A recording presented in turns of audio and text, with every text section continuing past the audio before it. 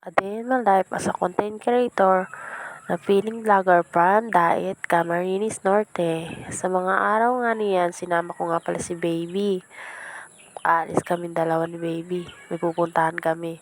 Meron siya nagbigay sa TikTok affiliate ng mga product para mai-video ko, maiano ko sa live ko sa TikTok. Kasi nagti-TikTok affiliate din po ako. Kag-uumpisa lang po.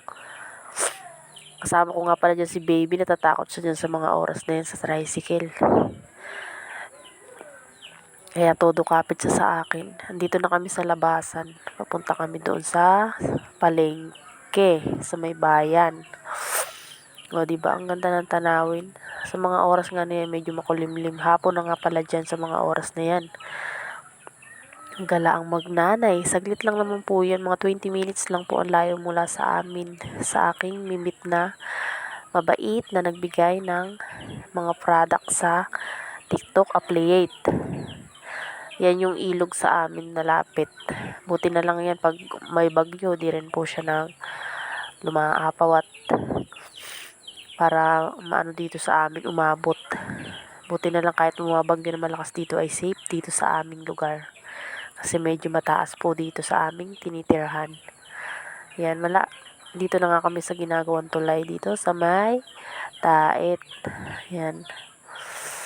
Medyo malapit na kami dito sa aming destinasyon na aming pupuntahan. Sa mga oras na yan, andito na kami sa sentro ng Daet, Camarines Norte. Tricycle nga lang pala kami dyan ni Baby. Para kami ay kasi umaambon-ambon nga din po. Hindi ko na nga sana isasama si Baby kaso wala namang mapag-iwanan kay Baby.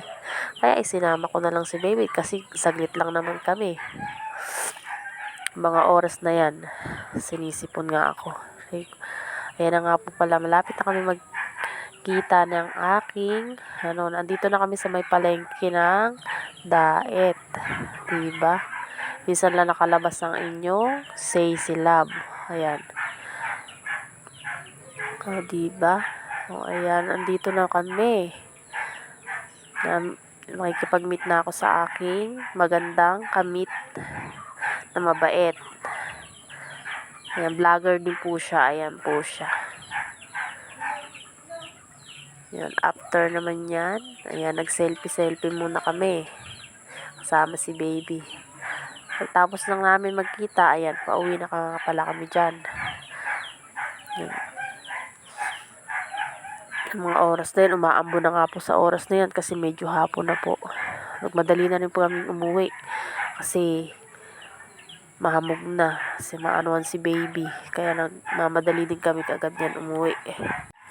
Iingay ng mga aso dito. After naman dyan, bumili po ng ulam yung asawa ko. Chokes to go na nga lang po pala ang binili namin, yung luto ng manok. May lumapit na bata. Siguro mamamalimos. Ayan nga pala yung binigay sa akin, no? May mga bara pa. Madami din po siya. Kaya magpapasalamat ako binigyan. Pag after naman yung pinabili ko yung asawa ko ng tinapay. Para may mamerienda kami pag uwi. Ayan, pinabili ko siya sa LCC ng tinapay. Tapos nga, dire-diretso na kami pa uwi at kasi umaambo na talaga. Mahamugan na talaga si Baby. Nalapit na to sa amin. Papauwi na. Ayan na nga yung maisa namin, oh. Ayan. After nyan, ito na kami. Pauwi na kami pala sa amin. Tinitirahang bahay.